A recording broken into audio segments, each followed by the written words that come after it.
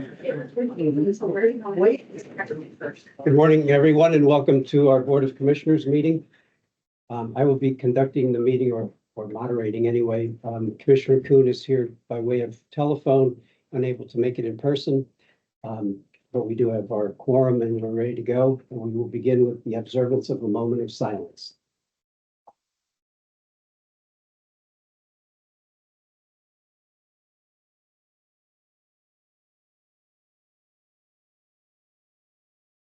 Thank you. Please rise for a pledge to the flag. Pledge allegiance to the flag of the United States of America, and to the republic for which it stands, one nation under God, indivisible, with liberty and justice for all. We will now entertain public comment. Is there any public comment? We have Daniel. Yes. Like to step forward or just stand there, whatever. Why not? Sit. Sure, and just to introduce yourself and what municipality you represent. Okay. Good morning, folks, and thank you for allowing me to speak here today. My name is Daniel Schuman. I live in Jonestown. You may recall that I was here a couple of years ago to request from the commissioners a proclamation establishing October 13th this year of 2025 as Metastatic Breast Cancer Awareness Day. At that time, I was here supporting my daughter in her battle against metastatic breast cancer and her efforts to bring awareness to this disease and raise funds for research. This year, I'm here in her memory. August 26th, she lost her fight. What I'd like to do, if you don't mind, is just take a minute or two here and go through some of the updated statistics. Breast cancer is the most commonly diagnosed cancer among women in the world, and the second leading cause of cancer-related deaths among women in the United States. This year, 319,750 women will be diagnosed with invasive breast cancer. 42,680 lives will be lost. That's 117 a day. 98% of those deaths will be due to metastatic breast cancer.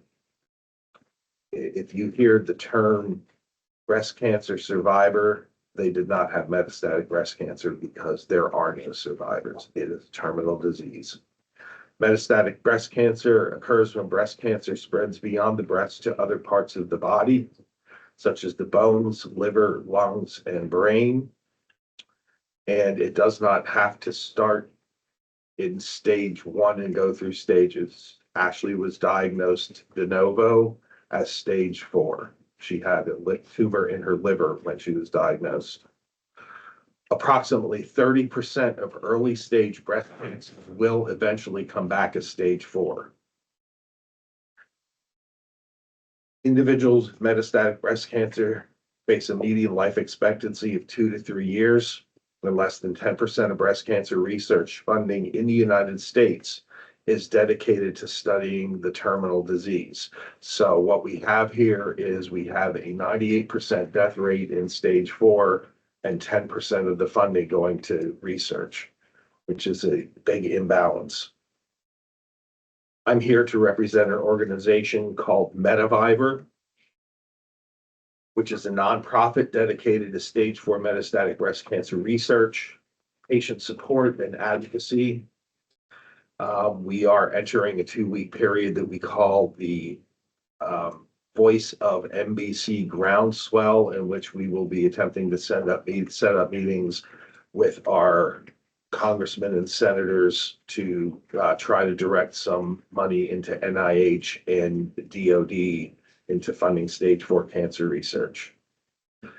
Racial disparities persist in breast cancer outcomes. White women have a slightly higher incidence of breast cancer, but Black women are 40% more likely to die. So we really need to look into who is getting proper care and prior to a diagnosis to increase early detection. Breast cancer is the leading cause of cancer death for Hispanic women. So that is another thing we're pushing into looking at to why there's this disparity. Is it the healthcare system? Is it something else? But we really need to find out.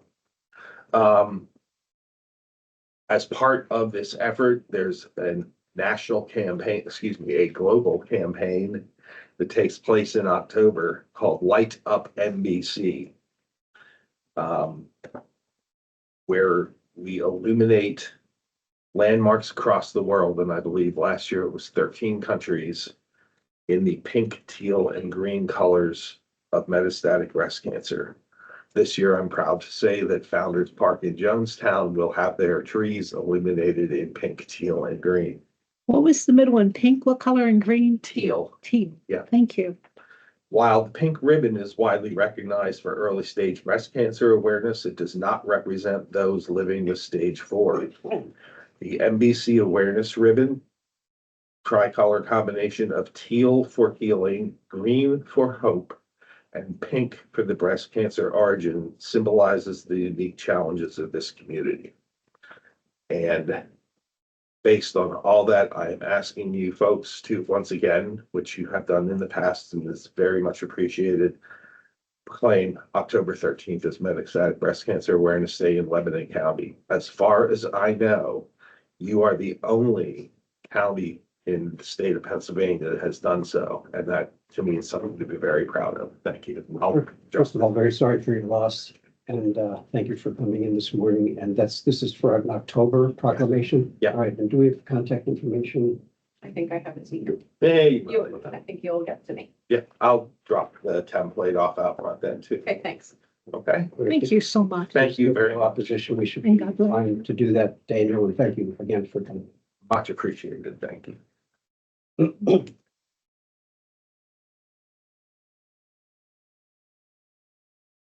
Next on any other public comment?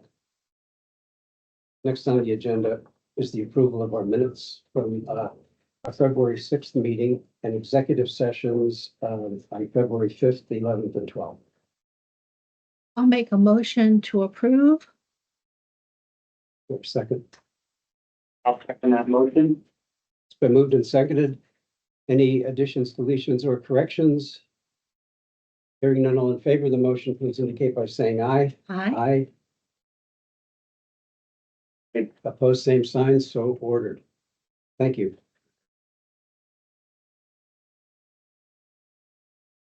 We also would like to amend the agenda. And we would need to do a motion and pass the motion to add this item regarding adding a person for a library position as a volunteer position in the system. Make that motion to add that agenda item. Guess I was getting a little long-winded there. Did you want to Is finish? there a second? Do you want to finish? Yeah. Second. It's been moved and seconded that we approve the amendment of the agenda to add this item at the end of the agenda. All in favor, please indicate by saying aye. Aye. Aye. Okay, we have it. Thank you. All right, we have Sally Noon with us. Good morning, Madam Treasurer. Hey, we had receipts on February 18th and 19th of $1,760,956.03.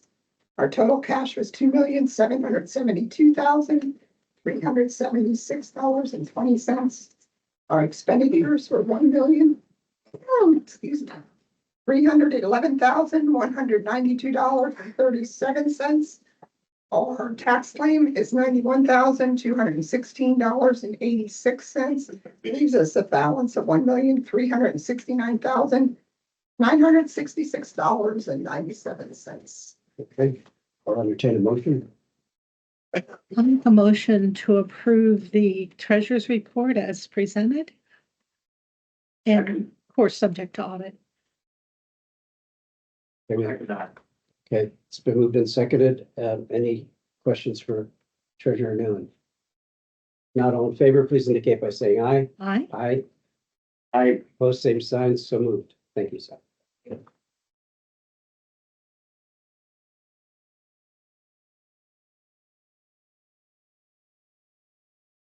Good morning. Please introduce yourself and then you may proceed. Leanne Shank, Deputy Director of Human Resources. Under resignations and terminations, I have Imani Gromby for a full-time correctional officer at the jail, resignation effective March 2nd. Kristen Maurer, full-time correctional officer at the jail, resignation effective January 3rd.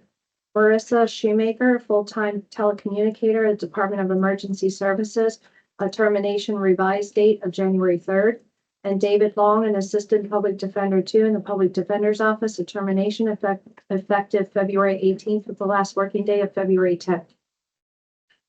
Motion. I'll make a motion to approve the resignation and termination.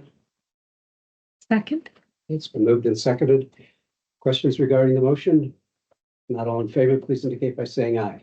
Aye. I, Opposed, same sign, so moved. Under leave of absences, I have Christopher Watson from the jails requesting a 2-week leave of absence effective February 14th with an expected return to work date of February 28th. Brittany Bennett from Clerk of Courts is requesting an 8-week leave of absence effective February 28th with an expected return to work date of April 25th. Make a motion to approve the leaves of absence as presented. second that. It's been moved and seconded that we approve those leaves. Any questions?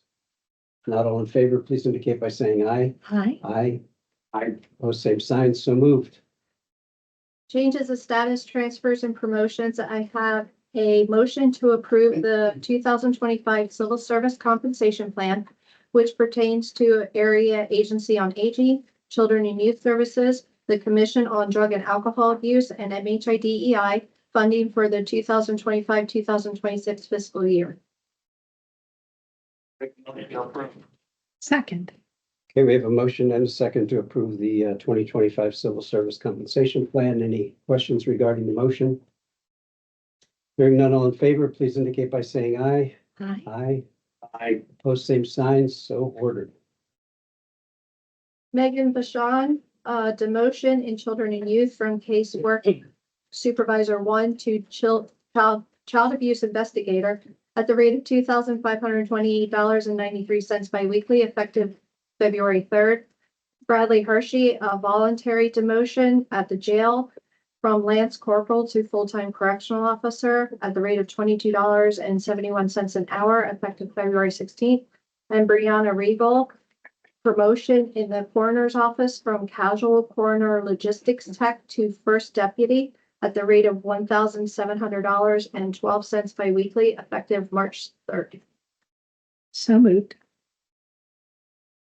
It's been moved and seconded that we approve those changes. Any questions regarding the motion? Hearing none, all in favor, please indicate by saying aye. Aye. Aye. Aye. Opposed, same sign, so moved.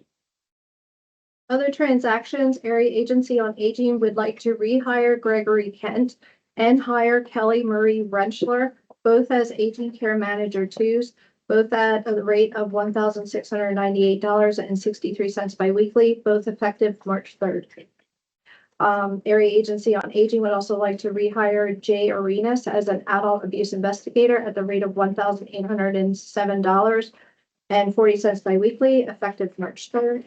Children and Youth would like to rehire Adrienne Wetzel as a casework supervisor 1 at the rate of $2,270.46 biweekly, effective February 24th. Children and Youth would like to hire Melissa Trapani as a caseworker 1 at the rate of $1,597.61 biweekly, effective February 24th. Community Action Partnership would like to hire Moritz Bell Perez as a full-time MATP officer at the rate of $1,154.07 biweekly, effective February 24th. The Coroner's Office would like to rehire Jody Mongrain as an office support 1 at the rate of $1,289.60 biweekly, effective March 3rd. And President Judge Tilwap in Domestic Relations would like to hire Sandra Bourne as an admin assistant 1 at the rate of $1,240.63 weekly effective February 24th. Motion? I'll make a motion to approve the transaction. Second, It's been moved and seconded that we approve these transactions. Any questions regarding the motion? Not all in favor, please indicate by saying aye. aye. Aye. Aye. Post same sign, so moved. Moving on to salary board, if there's no questions regarding transactions presented, is there a motion to adopt these transactions on the salary board? Second, It's been moved and seconded that we approve these salary board transactions. Any questions? Not all in favor, please indicate by saying aye. aye. Aye. Aye. Post same sign, so moved. Thank you. Thank you, Leah.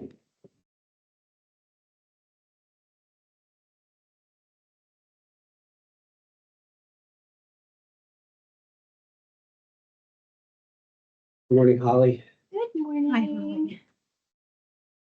Like to introduce yourself and then the floor is yours. Good morning, Ellie Leahy, Administrator for Lebanon County Mental Health, Intellectual Disabilities, Early Intervention Programs.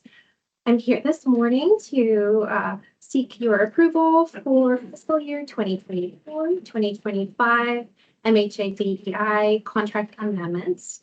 There are 11 contract amendments in total, and that would be 5 for intellectual disabilities, 4 for early intervention, and 2 for building maintenance.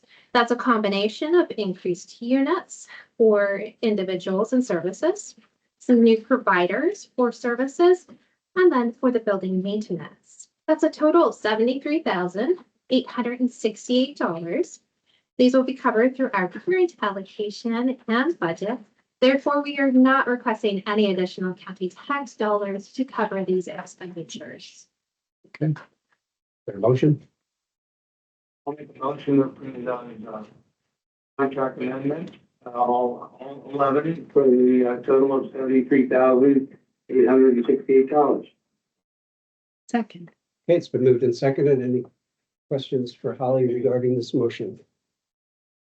Not all in favor, please indicate by saying aye. aye. Aye. Aye. Those same signs, so moved. Thank you very much. Thank you, Holly. Thank you.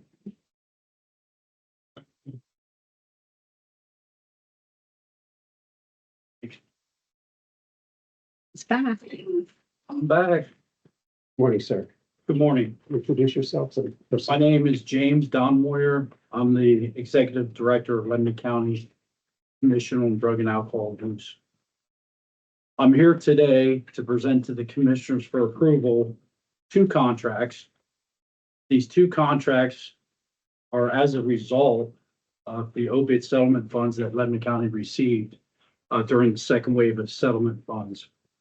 Lebanon County has received or will receive over a 13-year period of time, $3,625,163. And what I'd like to do is enter into 2 contracts. First contract I'd like to enter into would be with the RAISE project, which stands for Recovery, Advocacy, Service, and Empowerment. They are an organization that would provide Lebanon County with OUD outreach workers that would work in our community to connect with those who are struggling with OUD disorder, which is opiate use disorder. These folks are using some form of opiates. And these people would work in the community, meet these people where they're at, and they would help them not only with treatment and recovery issues, but they would also help them with social determinants of health issues, which may be, it could be education, it could be transportation, it could be childcare, it could be physical health needs that many of them need. And basically the outreach workers are a connection for them to get them involved with whatever services they may need. So that's the first contract that I would like to have approval from the commissioners on. The contract would be for $25,000 per year. That would be capped at $25,000. This contract would run for 13 years, and the total amount of the contract at the end of the 13 years would be $325,000. you want 2 motions? Make a motion concerning the opioid settlement funds. Okay, this is the first part, the RAISE project. Correct. Contract, okay. So I'm sorry. Second that motion. this is the first part of it, the RAISE project, part of the opioid settlement money. Okay, Both these projects will be under the Right. opiate settlement funds. The first one I'm asking for approval would be just for the RAISE project and the outreach worker. And then there's the second one that involves the prison. okay. So you're just doing One the at a first time. one. Or I can do them both. You have a motion for the one. Yeah, we have a motion for the one. Okay, and is this with the prime care? The second one will be, But this one is not. this one is with RAISE RAISE. project, Okay. And then, which replacing a provider we had prior to COVID. And we're replacing the provider that we had because they went out of business because of COVID. So this is going to be a new provider providing the same service that we had pre-COVID. okay. Then I will make a motion for number one of the wage settlements. That's what you're asking for, right? Yes. I think we already have it, but It's on the floor. it's already on the floor. Yes, Jim. Yeah, one follow-up, Jim, at 25,000 a year, how many workers, how many people actually do you think Raise will be able to get out into the field? That's not really a lot of money for maybe dealing with the problem in the community. Well, I think it's calling for one, maybe two, but it's only one day a week, Jim. Okay. So it's not, this person will not be here 5 days a week in our community. Because this person also is covering Dauphin County a day, and they're also covering Cumberland County a day. So this person's not a full-time employee. They will be here for Thursdays in Lebanon County. I think it's important to keep in mind, this is not the extent of services that are being provided. This is No, this the is use, just the additional. use of these funds. It doesn't mean this is everything that your agency provides. It's not. Correct. This is just an add-on to Yeah. what we're already doing. Anything else? Not all in favor, please indicate by saying aye. Aye. Aye. Okay, opposed, so moved. Okay, the second contract I'm asking the commissioners to approve would be a contract with Prime Care Medical, who we know already is in our Lebanon County Correctional Facility. The county has a contract with them for physical health issues. I'm asking, and I also have a contract with Prime Care Medical for MAT, which is medication assisted treatment inside the prison. That contract is for maintenance. And what I mean by maintenance is if someone comes into the prison on an MAT, they are continued in the prison and they do not have to be taken off their MAT while in the prison. It's very important to understand the difference. Today, I'm here to enter a second contract with Prime Care Medical, this time for MAT treatment, but this time it's for induction. Induction simply means someone comes into the prison, they're not currently on any MAT, but they wish to start MAT. So not only will we be able to maintain someone on MAT while in the county prison, but we'll also be able to start them while they're in the county prison. And that contract would be for $150,000 a year for a total of 13 years. And the total contract at the end of 13 years would be $1,950,000. Seek a motion. I'll make a motion to approve that, contract, to extend services for mat induction services for Prime Care, Okay, is there a second? $150,000 a year for 13 years. Second, is there a second? Second. Okay, it's been moved and seconded. Any discussion or questions? Let me just add, because Jim talked about this yesterday at a workshop, but this MAT, we're in the business of providing medication assisted treatment because of the Department of Justice requirement under the Americans with Disabilities Act. So Yes. this is It's a related to requirement. that. It's a It's requirement. not something that we just thought up or suggested on our own. There's been lawsuits brought across the Commonwealth I know in Delaware County, Allegheny County, there was inmates that were incarcerated and they were denied MAT services. And the county, in a sense, basically was liable for that happening. The courts have stated that all county prisons should have this available to their inmates because it falls under the ADA Act, which is American Disabilities Act. So that's why we have turned our efforts to the prison and making sure we're providing them what is required by law. And this is a good use of the opiate funds in that regard. Just want to tie that in. It was, it was a little, it was discussed yesterday, but I just want to touch on it today. Anything else? Not all in favor of the motion, please indicate by saying aye. Aye.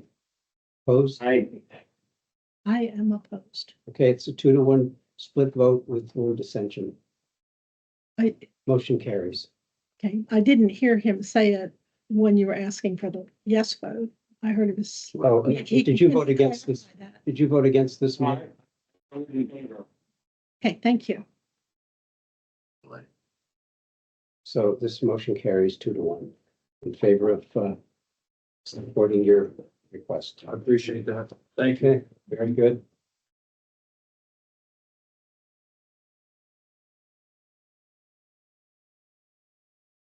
It's going to fill in for Danielle. All right. All rise.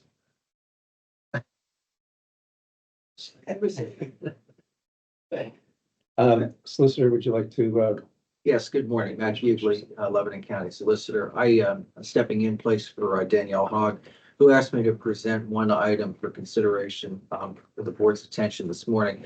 This is a contract with Precision LLC based in Anvil relative to the installation of 5 Mitsubishi ductless air cooling systems. This will be in the server room upstairs here in the courthouse.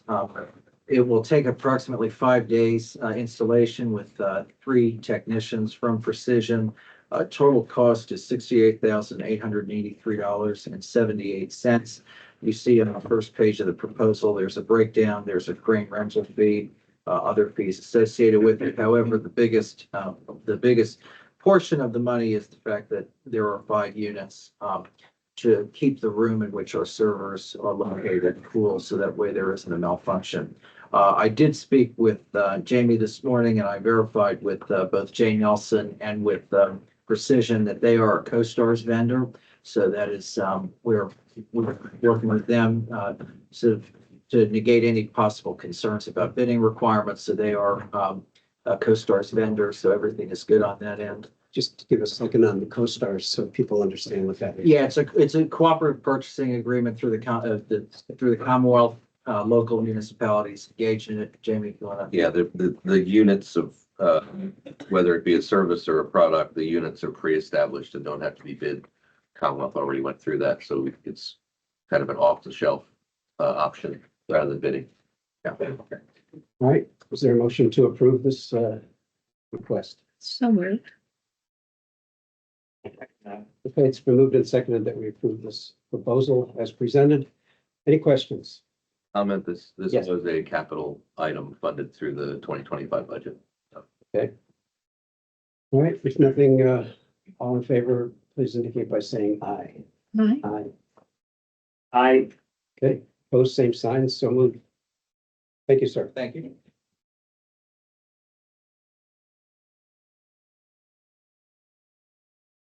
Right on time.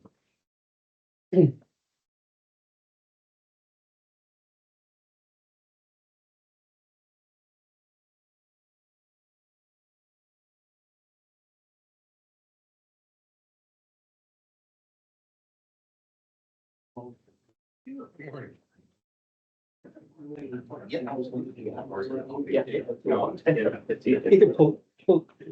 Yeah, you got it. Okay, you go.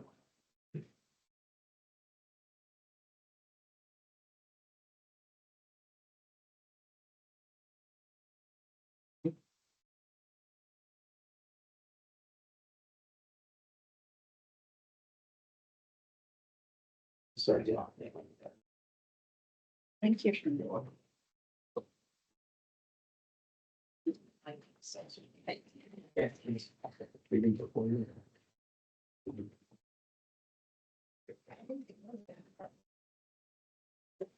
Commissioner Coon is with us by way of phone, and just to let you know, Commissioner, that the folks from Stiefel are here with us right now, and they're going to go into their fourth quarter report, whatever else they have to offer. All right, very good. Well, thank you for allowing us to come in again and give an update. My name is Brett Holland. I'm with Stiefel Financial, and my business partner, Mike Battistelli, also with Stiefel. And we have Zach Vigno, he's a vice president of client relationships with CS McKee. We have Harish Ayar. I apologize if I asked you right out there how to say it, but he's one of the co-directors of equities, also with CS McKee. And CS McKee, they manage a little over 30% of the assets with the pension fund, so a good portion. So they're going to give us an update today as well. So if I could ask you to open your report to page 4 of 11, where we, bottom right-hand corner, where we typically start at. And again, this report is the fourth quarter. So from October 1st through December 31st of this past year, and then Mike will have updated numbers like he typically does.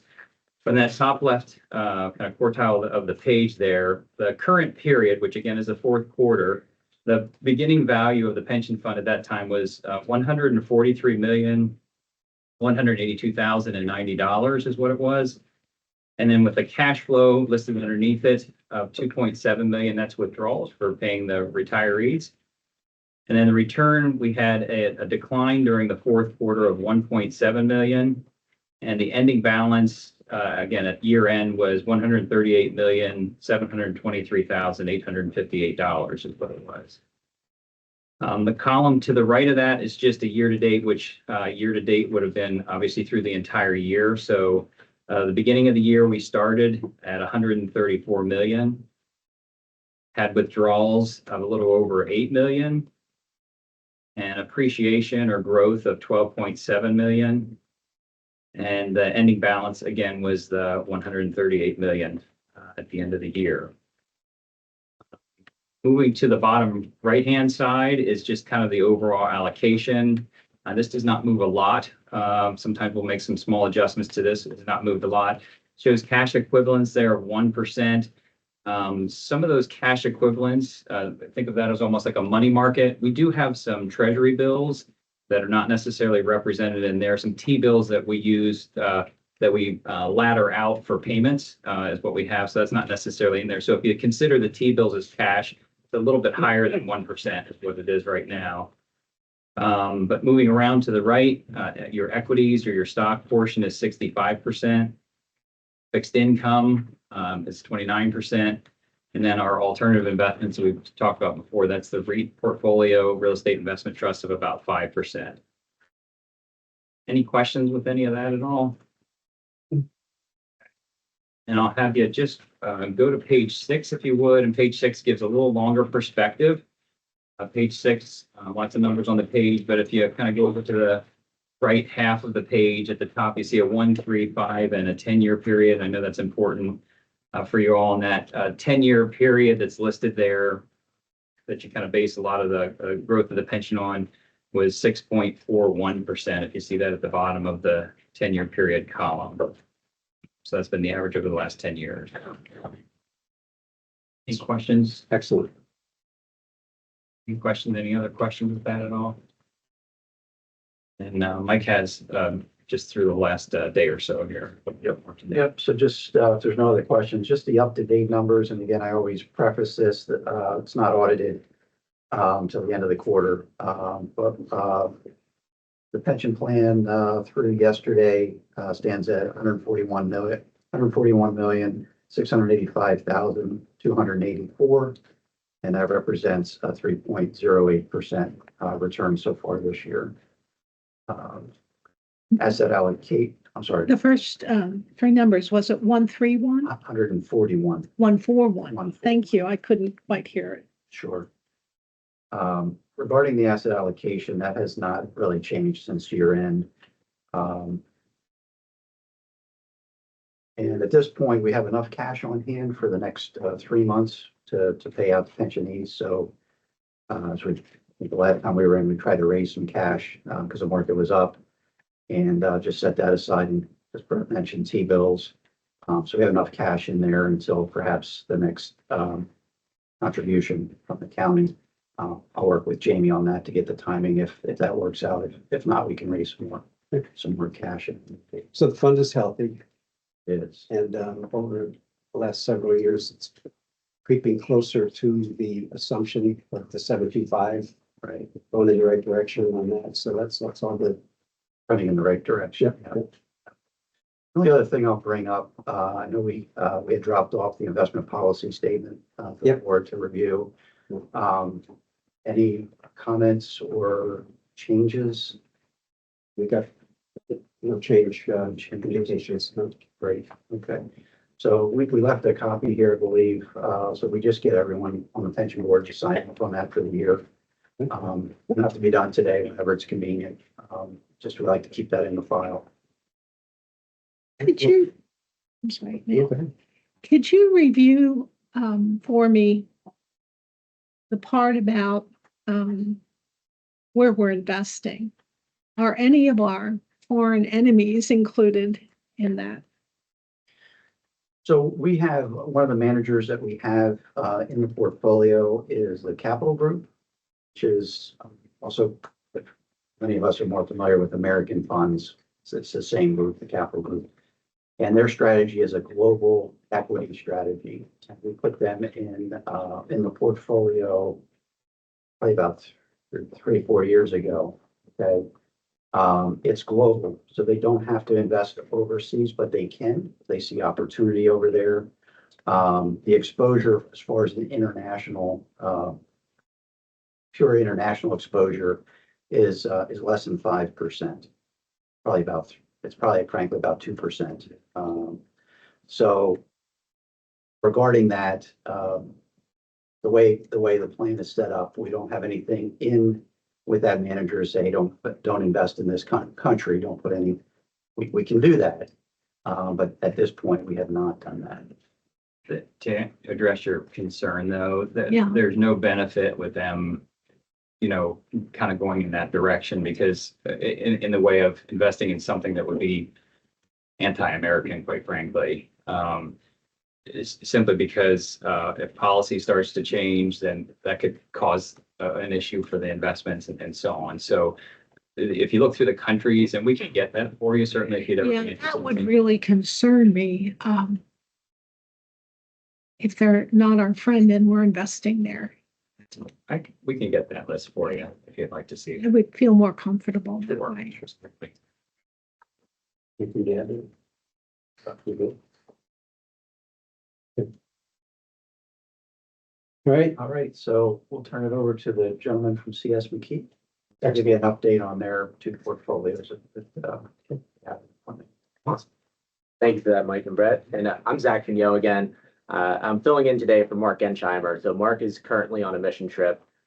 He's been around here quite a bit. He's a great guy, and that's how he spends his time away from the office, is doing things like going on a mission trip. But today, Harish and I, we really wanted to just put a bow on 2024 and really just recap what we saw throughout the year in the fourth quarter. But then most of the time, we do want to kick it over to Harish and make sure he provides our outlook moving forward. What's been interesting about the start of this year, it's not like things are changing every month. Sometimes there's policies that have been pushed through that happen every other day that really just change the way we're thinking about things. Not necessarily that we're making changes, but make sure that you understand how we're positioning the portfolio to try to take advantage of the new administration. Work for everybody? Well, 2024, as they spoke to some of the numbers, it seemed like there was a lot of noise throughout the year. October being the start of the fourth quarter, that seems like a lifetime ago. Every other day, it seemed like there was news stories that swinging the markets in either direction. But if you take a zoomed out view of the market and the economy broadly, 2024 was actually a really strong year. The S&P 500 returned over 20%. That's the second straight year that happened. And that's the first time we had back-to-back returns like that since the 1990s. And we saw a labor market we saw cracks, but it ultimately ended on a really good foot in a good spot at the end of the year. All of this continued to be driven by the strong consumer, right? We hear stories, people feel stretched, people feel like inflation is eating into a lot of their discretionary incomes. But again, if you look at the household balance sheets, they're stronger than they were even pre-COVID. Obviously, there's the other side of that argument that people can make, but just looking at the numbers at the end of 2024, things ended on a really good spot. The one thorn in the side of the economy, it's still been the inflation, right? It's been a couple of years now where this has just been a problem for a lot of people, a lot of investors across the world. And if you listen to what we've been saying at CS McKee, we've been talking about this and we've been ready for this, because getting from 9% inflation down to 5%, that's a lot easier than getting from 3% to 2%, which is what the Federal Reserve is trying to accomplish. So we've been prepared for that. This wasn't a shock to us, but you're going to continue to hear a lot of news stories around inflation. And there's one instance in December that I want to point out, because if we just talked about volatility in the market, we could be here all day just talking about 2024. And just a fun fact, there were multiple periods throughout the year where the S&P 500 was down over 10%, but we also set 57 new all-time highs. So swings in both directions, a lot of volatility. But there's one instance in December that we want to point out, and this is going to be a part of the story going into this new year. If you recall, the Federal Reserve came out and they said, we're going to cut interest rates 0.25% in December, but unless there is significant improvement on the labor front or weakening in the labor market, significant improvement on the inflation front or weakening on the labor side of things, do not expect any more interest rate cuts. And that just sent shockwaves into the fixed income markets and equity as well. But that's something that we're going to be paying very close attention to moving forward. Just to put things into perspective, though, Commissioner, you brought up the 7.25% return for the plan as a whole. Our fixed income portfolio right now that we manage for you, it's yielding about 5%. If you take that into, if we didn't have any changes the rest of the year, right? No changes in inflation or interest rates, we would expect that portfolio to earn roughly 5%. That is such a great starting point for us, for you and your pension participants to get that higher starting point of yield. The story we've been telling just 5 years ago, we had an opportunity for an organization out on the West Coast. They wanted us to manage a short-term fixed income solution for them. Our bid that we put together for them was a yield of 11 basis points for 0.11%. And they were thrilled. We won the business. We still work with them today. That portfolio is nearing 4%.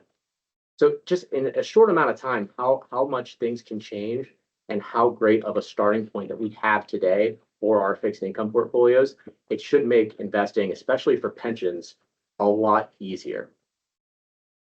So I'll pause there before kicking it over to Harish, but any questions on any of that recap for 2024? I think we're good.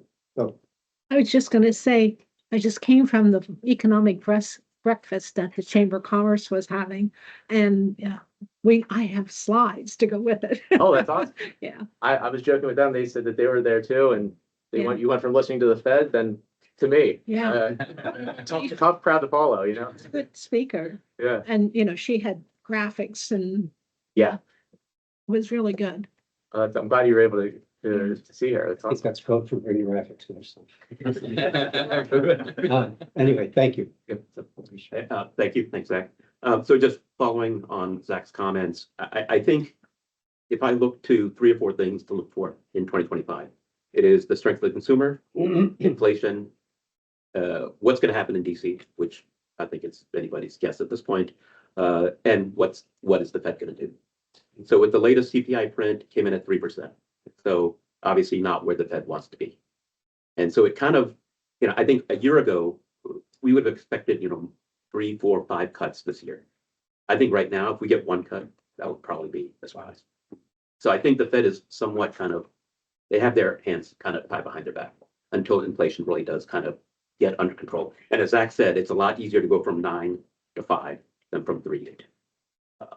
Then if we look at the consumer, of course, the US consumer is 2/3 of the economy. And while The balance sheets look pretty healthy. You're starting to see some cracks. If you just look at credit card delinquencies, like, auto loan delinquencies, they're creeping higher. They're still well below kind of the 2008, 2010 timeframe, but it's something to at least pay attention to as we kind of move throughout the year. Again, it's 2/3 of the economy. We need the consumer to be strong. As far as DC, your guess is as good as mine. There's a lot of noise almost on a daily basis, whether it's tariffs or what's going to happen with the budget. It's really bad when the second largest line item in the federal budget is interest expense. I mean, just think about that, right? The number one item is Social Security, then interest expense, which is higher than Medicare, Medicaid, and defense. So we've got to kind of get kind of the house in order at some point. And again, your guess is as good as mine as to what happens. If we look at just globally, you mentioned, investments in other countries. The U.S. still is the kind of the best place to be. If we look at China just as an example, they've been trying to get out of their way, try to grow the economy for a year plus, and whatever they've tried has not worked. So I think, obviously the U.S. still appears to be kind of the best place to be, which I agree. If we look at fourth quarter earnings, generally speaking, they were pretty positive. But the one thing I will say is that the guidance that these companies have provided, in my opinion, have been tempered a little bit. So again, we kind of have to see what's going to happen in DC. I think it's going to drive a little bit. So, certainly tariffs, again, noise every single day. What's going to happen. I tend to think it'll be more targeted, surgical versus kind of a broad base. But again, we have to kind of wait and see. And ultimately, what does Congress do? And I don't think we know. But generally speaking, I think the economy is doing well. I'd be surprised if we see another 20% here. I mean, as Zach said, it's only happened a few times, and especially back to back. Like that seems a little bit of a stretch. But again, companies in general, their balance sheets are strong, and I think that kind of gives us a little bit of confidence in the economy going forward. I'll stop there. And certainly happy to take any questions. Okay. Sure. Any questions? Thank you very much, and we'll see how the year develops, and appreciate all your work on your behalf. Thank you. Thank you very much. You bet.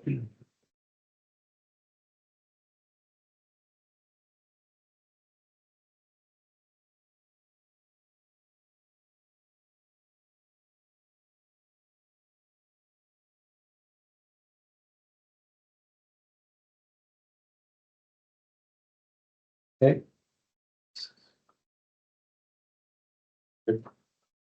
I have three items.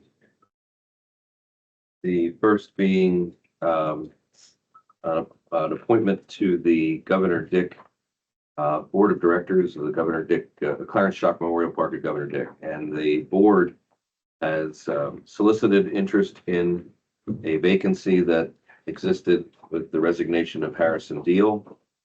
They received a lot of interest. They conducted their own interviews. I believe Commissioner Kuhn participated in those, and the board is recommending the appointment of Phil Hess to serve out the balance of the term remaining due to the resignation of Harrison Deal. Okay, we'll entertain a motion. I'll make that motion. Second, It's been moved and seconded. And Mike, would you just clarify, Phil Hess is a bit of a household name in Lebanon County. Would this be Phil Hess Jr., his son, from Phil Haber? Phil Hess?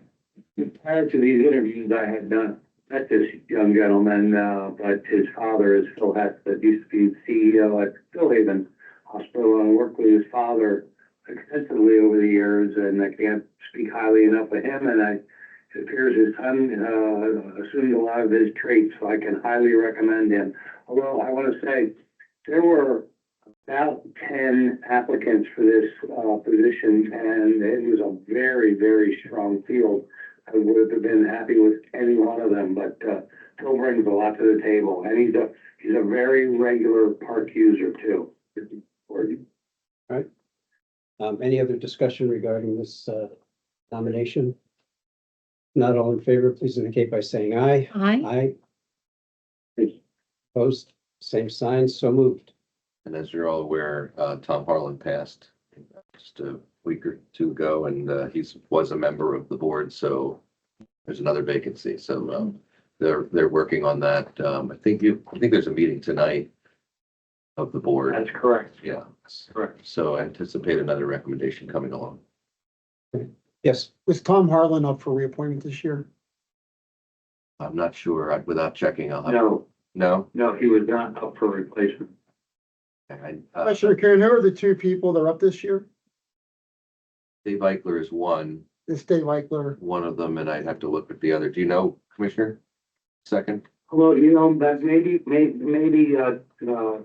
Tom was, but I'm not, I'm not sure. We have it. I can look it up after the meeting. Yeah, it'd be two of them. Yeah. Okay. thank you.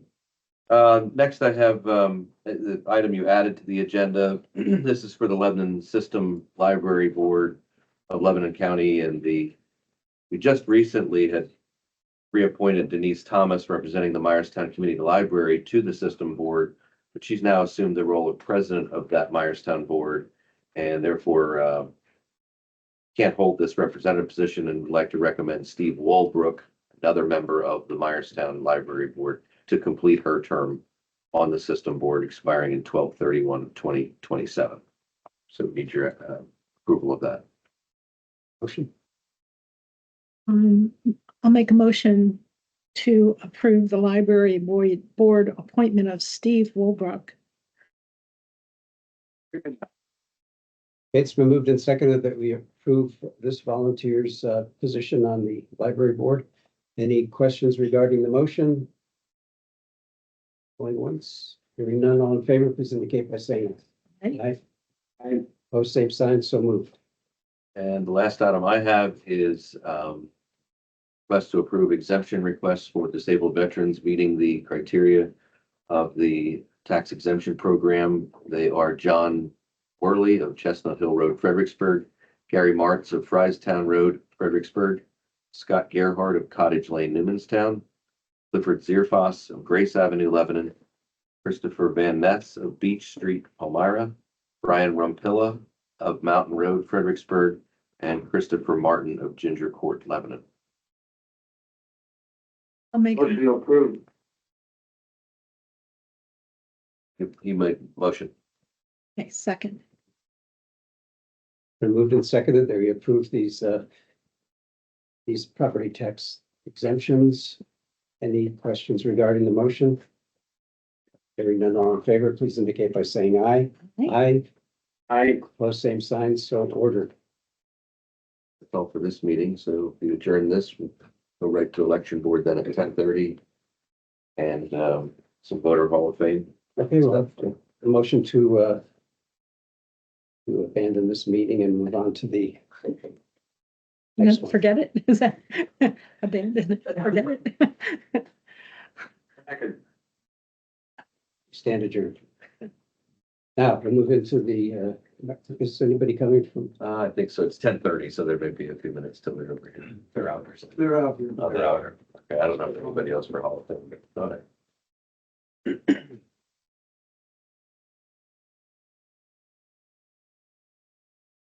Commissioner, I hope the weather's nice wherever you are.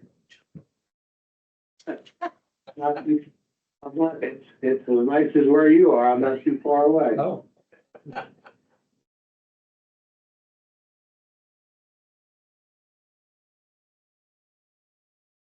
Morning. Good morning. Okay. Yep. We'll now call to order the Board of Elections, and we'll ask you folks to introduce yourselves, and then we may proceed with presentation. Sean Drasher, Director of Elections. Joyce Scarborough, Deputy Director of Elections. Amy Ross, office support. Hey, good morning, all. Good And morning. whoever's going to tee it up, or however you want to proceed, go ahead. All right, we'd like to just start with a brief update of where things stand with the election. As you know, it is a municipal year, and we have close to 300 seats across the county, across all types of ballots. Currently, after a week, we have about 40 to 50 petitions out, and that's it. So we have a lot of open seats. So we are hoping to get a lot of incumbents coming back and a lot of new candidates are coming in to pick up their paperwork yet, but we got to start driving that interest as much as possible. And that process started yesterday. It started on Tuesday with the open petition window and last Monday, so 2 weeks almost, you could pick them up. So it's been slower than expected. The weather's also been lousy, so we're hoping that maybe that might have been all it was. So, Excuse me, Sean, what's the date that the petitions have to be filed? by March 11th is the deadline. Thank you.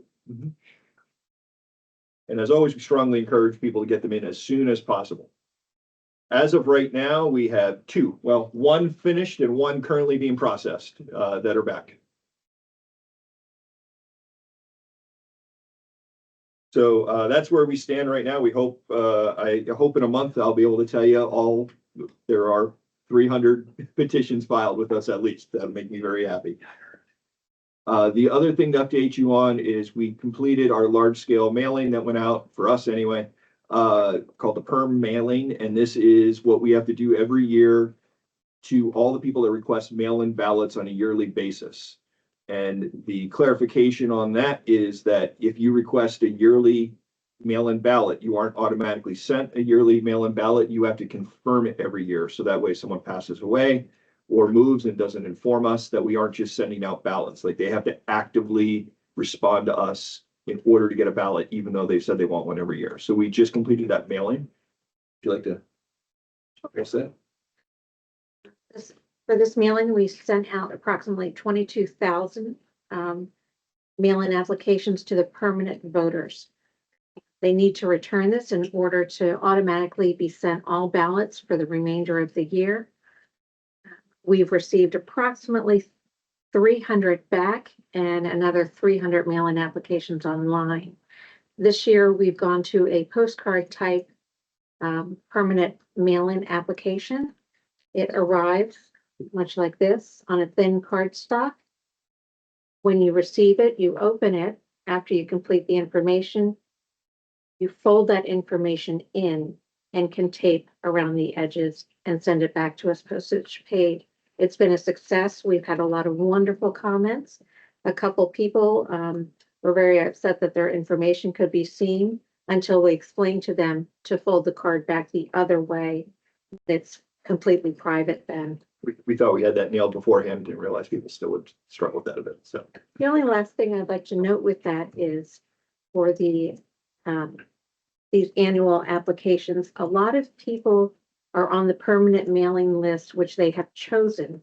But then in addition, they get nervous that maybe we don't have the ballots ready to go, and they send in many duplicate applications. At that point, the voter then receives a declined application status, saying that it's a duplicate application, and that's why, because they're already in the permanent list. and this could be into the thousands by the time we're done this process, where people are applying for the same ballot over and over again. And every time they apply, we have to decline it. And every time they get another email that says you're declined again, and then they go and they apply again. So I don't really know what the solution is for that, but I don't know, hopefully just getting the word out there a Yeah. little bit. yeah, you only have to apply once. If you go to reorder those, is it possible to have the glue down the sides as well when they go closed? I did have some people tell me that would be the only thing they would change. Sure. They Yeah. liked it, but they said, can't they glue the sides? And I'm sure that you might have some come through that are taped on the sides, but Mhm. Yes, and yeah, that's and, perfectly and that's what they're, sure. This is a pretty radical change from what we've always used in the past. And we're already in the office brainstorming how we want to improve it for next year. So we'll make a few minor changes. But I like that idea too. So that's where we're at. It's worth noting that some stories are in the press, not about Lebanon County, but nationwide, about the ongoing need to update the voter rolls. And I stress once again, that's what we do every day. That's what the clerks in our office, temp and full-time, are doing every day, sitting in front of their computers, are constantly updating those voter rolls. So there is no big purge needed, nothing like that. It's always ongoing. We're always doing that. So we're on top of it. So the last thing I have on my list is, as a part of that ongoing process, we have instructed the clerks in the office to be actively looking for voters that have voted continuously for 50 years in a row. If you vote 50 years in a row in general elections without missing a single one, you are qualified for the Pennsylvania Voter Hall of Fame. And we have nominated 13 people from the county that we found. I'm very, very happy with the clerks, but they all found these on their own. And we've invited all of them to be here today. We've got in 3 RSVP, so hopefully they're here. I heard John. You're here? Yep. And we have Margaret and Robert Fiddler as well, as they'd be here this morning. Back on your other shoulder, on the back, way in the back, on the corner. All right. And then we've had a lot of RSVPs that couldn't make it. So I'd like to present those, and I wasn't sure if you guys would like to take the lead on that. I certainly don't have to. Did you, we didn't vote on the minutes? Oh, we went right by the minutes, yeah. Yeah, and I just wanted to point out fifth line down, Faith, I think is Faith. You might want to check that on the October 17th. Oh, on the minutes. Yeah, Oh, I'm sorry, those. thank you. So I guess Commissioner Kuhn, if you, is he, You wanted to make a motion? I had to make a motion to approve the minutes? Go ahead, Mike. If you'd like to make a motion. Yeah. I'll make that motion. Second. Is there any question regarding the motion other than that potential typo? Not all in favor, please indicate by saying aye. Aye. Aye. Post same sign, so moved. May I just ask how your volunteer pool is doing? So we have our volunteer pool for poll workers specifically. It's fantastic, but. You can stop there. But what we need is them to actually run. So those are all the people that are saying that, if you need a spot filled, I'll take it. But at this point, we need people from their home precincts to actually run. If we don't have people run, what you'll see is, well, you'll end up people like me who write themselves in with a couple of votes, and then you'll be stuck with another me. So if you don't want that, no, we need these people. It's people that do want to run, and they just, I've been there myself. You think, well, it's just a poll worker job. I don't have to run. No, you do. You have to come pick up your packet, get your signatures, or it'll end up being someone writing themselves in. And we will, as a board, be back here in 6 weeks, voting or having all the tiebreakers of hundreds and hundreds of people that all have one vote. And I think that's where we're going to be at this point. All right. Well, let's do our presentation for our Hall of Famers. Sure, that I know about. Okay.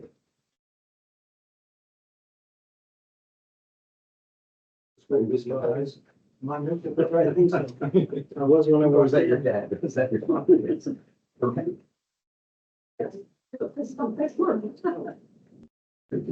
So, John, thank you for voting for 50 years in a row. We appreciate that and all your other public service on behalf of Lebanon County. We present you with this Hall of Fame certificate. It's coated in plastic. We went the extra mile on this one. But thank you very much. Good to see you. Thank you.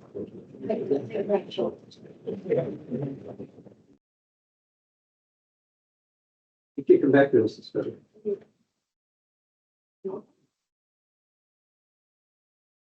We thank you for being with us and congratulations on 50 years of voting. We appreciate your work in that regard and your on behalf of Robert as well. We have his certificate as well. Thank you very much.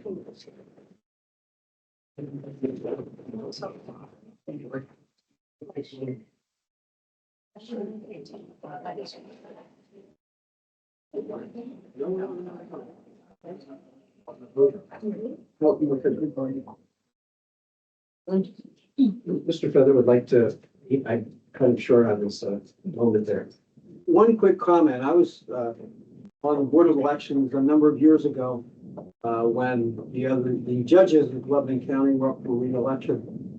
And I can recall that in a city council race, an election was decided by 5 votes. And so whenever people say my vote doesn't count, they all counted in that election and many, many more. So whenever you're thinking about, well, I don't want to go today because it's cold or whatever, please get out and vote. Thank you, John. Agreed. We are expecting from about an 80% turnout to about a 30% turnout in this election. Wow. Last to this one. So I endorse that statement wholeheartedly. Like, we need people, we need candidates to get out, and then we need the people to get out the vote afterwards. So, that's our report for now. Everything's going smoothly. Happy to report. Mike, I hope your recovery's going smoothly. Thank you, Sean. Doing fine. Getting up, getting in and out of a car is not so smooth right now, but I expect that'll improve in a few days. I expect to be in the office by next week sometime. All right. Hey, John, Michael, do you have the strength to, do a motion to adjourn? I think I can muster that. I'll make that motion. Okay. We stand adjourned. Thank you all.